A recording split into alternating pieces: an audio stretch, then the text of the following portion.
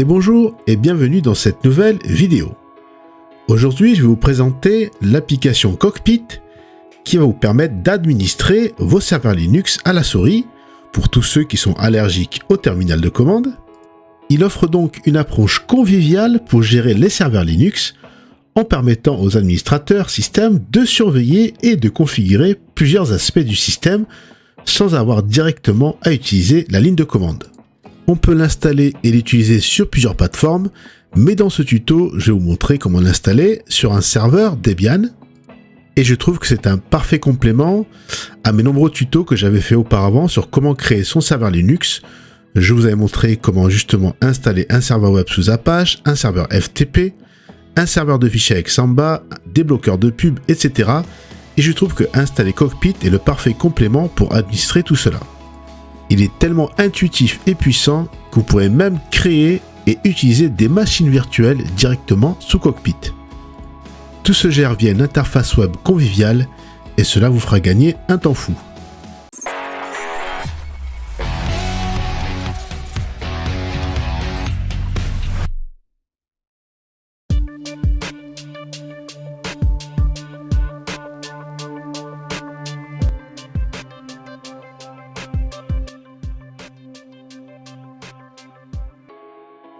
Première chose, on va se rendre sur le site officiel cockpitproject.org et voir un petit peu de quoi il en est par rapport à ce projet.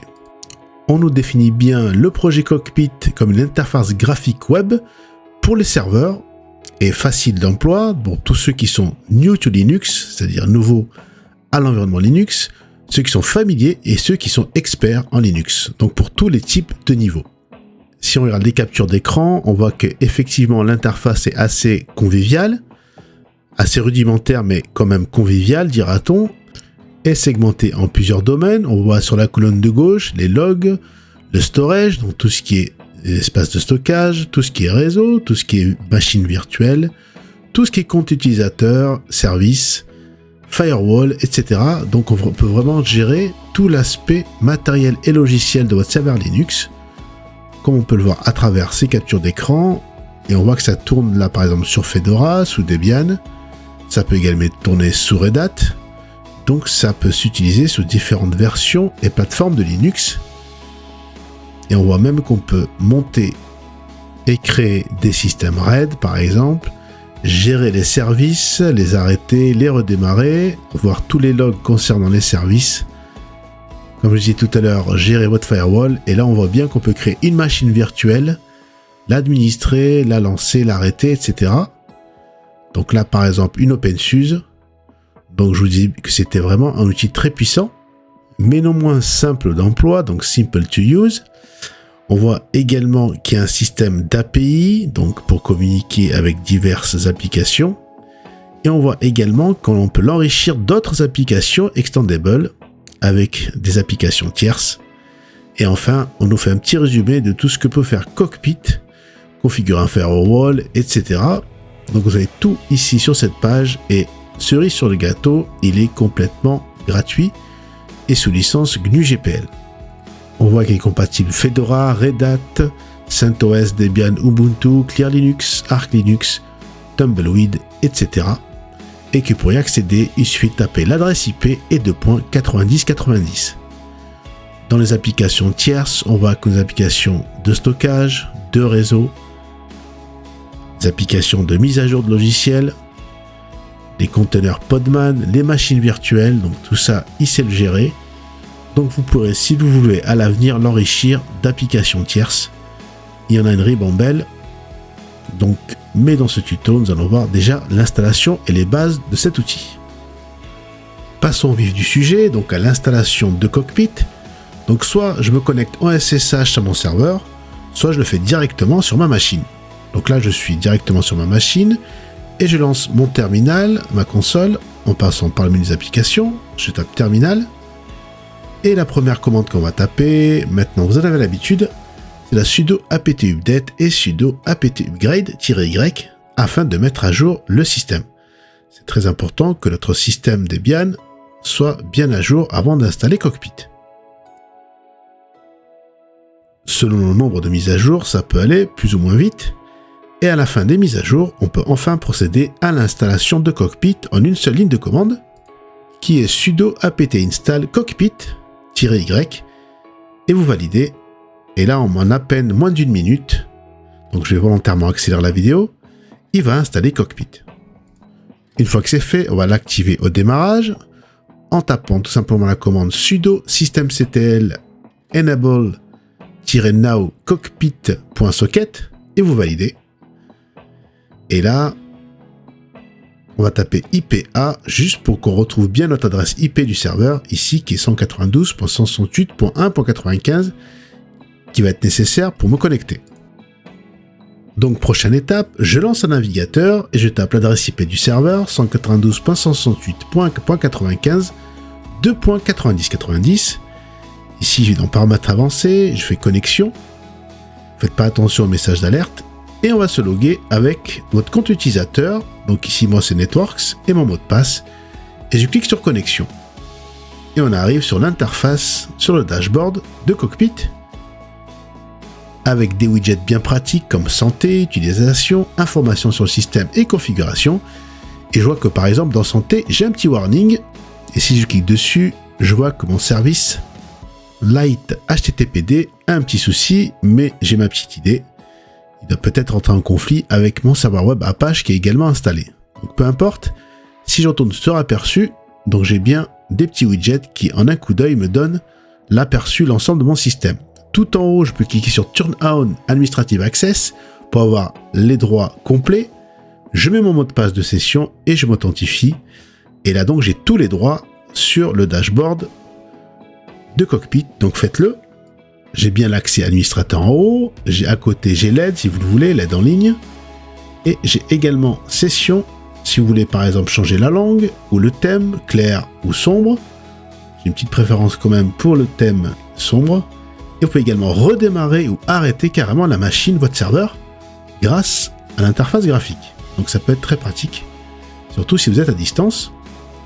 Si je m'attarde sur le widget utilisation, donc j'ai utilisation du CPU, de la mémoire, et j'ai également accès aux métriques à l'historique de la mémoire, du CPU, de l'usage du disque et même du réseau. Et là, je vais installer le Cockpit PCP, un petit module supplémentaire en cliquant sur Install, qui va me permettre d'avoir des métriques plus avancées et un historique plus avancé sur les différentes ressources. Là, je dois me reconnecter, donc je retape mon utilisateur et mon mot de passe. Et les widgets, donc c'est mis à jour, et maintenant j'ai accès à des métriques plus avancées concernant le CPU, la mémoire, le disque et le réseau. Vous voyez comme c'est très simple et très convivial et très bien présenté. Dans Information Système, j'ai toutes les infos sur le matériel de mon serveur, concernant l'interface graphique, le réseau, les disques par exemple. Et dans Configuration, je peux modifier le nom d'hôte, bien vérifier leur système, et également changer ou joindre un domaine. Dans les journaux, là, c'est peut-être le domaine le plus important. J'ai tous les logs concernant le système que je peux filtrer par intervalle de temps, par priorité, par identifiant. Donc je peux le filtrer et voir toutes les erreurs sur mon système ou les avertissements. Dans Stockage, je peux avoir donc toutes les statistiques de lecture et d'écriture de mes différents disques, de mes systèmes de fichiers, et également, pourquoi pas, installer la prise en charge d'NFS directement grâce à l'interface graphique. Et cerise sur le gâteau, on peut carrément créer un périphérique RAID sans toucher à la ligne de commande. Tout ça grâce à la souris. On peut créer donc un périphérique RAID avec différents niveaux de RAID, 0, 1, 4, 5, 6 et 10. Bien évidemment, il vous faut la configuration matérielle adaptée, au minimum 2 ou 3 disques selon le type de RAID. Mais vous pouvez donc gérer tout ça ici grâce à Cockpit. Et je trouve ça quand même très sympa. Ne plus se prendre la tête pour gérer système de fichiers ou ses lecteurs RAID. Dans réseau, on a toutes les statistiques pour surveiller votre réseau et vos interfaces, mais également créer par exemple des VLAN en cliquant complètement à droite sur ajouter un VLAN, en choisissant l'interface qu'il faut et en mettant l'ID que vous voulez et en lui affectant un nom, ajouter un pont également, donc choisissant les interfaces et les ports, donc ça aussi c'est très pratique. Ajouter une équipe ou ajouter un lien, donc gérer tout ce qui est réseau grâce à l'interface graphique. Donc compte utilisateur, on va donc pouvoir gérer tout ce qui est utilisateur et groupe, en modifiant par exemple les utilisateurs, en les affectant à des groupes. Vous pouvez également modifier l'utilisateur, le déconnecter, c'est-à-dire l'éjecter, le supprimer, et comme je vous le disais tout à l'heure, l'affecter à un groupe ou le retirer d'un groupe. Donc vous pouvez gérer complètement l'aspect utilisateur de tous vos comptes qui sont présents sur le système, et ça de manière graphique sans vous prendre la tête. On peut donc terminer la session, supprimer l'utilisateur, ça je vous l'avais dit, et ça de manière très simple. Et on peut également gérer les groupes. Tout en haut, dans le groupe, vous avez les différents groupes que vous pouvez modifier, supprimer et administrer. Donc tout est concentré dans la section compte pour gérer les groupes et pour gérer les comptes utilisateurs. Dans service, vous avez tous les services qui tournent ou non sur votre système, ceux qui sont installés, activés, ceux qui tournent ou non. Et donc on peut interagir dessus. Donc là on voit par exemple Apache qui tourne, le service Bluetooth par exemple, et on voit aussi le service Cockpit, forcément qui est là. Et en cliquant sur n'importe quel service, vous avez toutes les infos comme l'état, s'il est en cours d'utilisation ou non, le chemin où est-ce qu'il est installé, l'utilisation de la mémoire, par exemple 5 mégas pour Cockpit, et toutes les dépendances qui sont reliées à ce service. Si je prends par exemple le service AdGuard, le fameux bloqueur de pub, d'ailleurs je vous mets en haut mon tuto que j'avais fait sur AdGuard, vous pouvez donc interagir, soit le redémarrer, l'arrêter, etc. Donc là je choisis redémarrer, et en quelques secondes, il me redémarre le service AdGuard. Donc tout ça, grâce à l'interface graphique, sans passer par ligne de commande. Dans l'application, ici on peut rajouter donc différents applicatifs pour interagir avec Cockpit. Vous en avez déjà 2 d'office, donc réseau et stockage. Et dans mise à jour de logiciel, c'est ici que vous pouvez gérer toutes les mises à jour logicielles de votre système. Et si je rafraîchis, je vois que mon système est à jour. Rappelez-vous, au début du tuto, on avait fait un sudo apt update et apt upgrade. Et la fonction très pratique, vous avez le terminal qui est intégré à votre cockpit. Donc vous pouvez gérer ici la ligne de commande également. S'il y a des choses que vous ne pouvez pas faire via l'interface cockpit. Et donc je trouve ça très pratique d'avoir intégré le terminal sans avoir besoin par exemple d'ouvrir d'autres ports. Maintenant on va installer le cockpit machine en tapant sudo apt install cockpit machine, ce qui va nous permettre d'installer des machines virtuelles et de les utiliser. Donc parfois il est installé par défaut et s'il n'est pas installé, vous devez donc taper cette commande afin de l'installer et de l'activer. Pour cela, vérifiez sur le côté gauche si Virtual Machine n'est pas présent, vous devez donc l'installer. Une fois installé, vous rafraîchissez l'interface et maintenant Virtual Machine apparaît et tout en haut à droite, on peut soit importer une machine virtuelle, soit en créer une nouvelle. On va faire créer une machine virtuelle, donc là on va lui donner un nom, par exemple Ubuntu, et je vais décider de télécharger l'OS directement, donc on peut également choisir un support réseau ou un support d'installation. Vous pouvez installer plusieurs types de distributions, la CentOS, la Fedora Linux, l'OpenSUSE, la Red Hat, la Ubuntu, la Debian, donc il y a le choix. Et n'oubliez pas que vous pouvez importer la vôtre également, sous forme de fichier ISO. Donc là, j'ai affecté par exemple 15 Go d'espace disque et par exemple 4 Go de mémoire vive et je fais créer. Donc là, la machine virtuelle est créée, donc j'ai un petit aperçu en l'état shut-off, c'est-à-dire qu'elle est éteinte, ce qui est logique, et j'ai affecté donc 4 Go de mémoire. Je vais cliquer sur installer, et si tout se passe bien, ça devrait s'installer, mais sinon, si vous avez un petit message d'erreur, pas de panique, ça peut arriver, passez sous le terminal et tapez tout simplement la commande sudo virch net start default, et après vous revenez à machine virtuelle, donc ça peut arriver, et vous refaites installer, et là normalement, ça devrait lancer l'installation d'Ubuntu de votre machine virtuelle. Et là, ce que je trouve sympa, c'est qu'il nous intègre un petit écran virtuel directement dans l'interface graphique, et on peut donc interagir sur sa machine de manière intégrée à votre navigateur, et je trouve ça plutôt sympa. Donc là, on va procéder à l'installation. Donc c'est pas le but de ce tuto, donc je vais accélérer toute cette procédure. Si vous voulez voir comment installer une distribution Linux, je vous renvoie à ma chaîne YouTube et à tous les nombreux tutos que j'ai fait dessus. Donc là, j'accélère volontairement la vidéo, donc j'installe tout simplement Ubuntu sur mon système.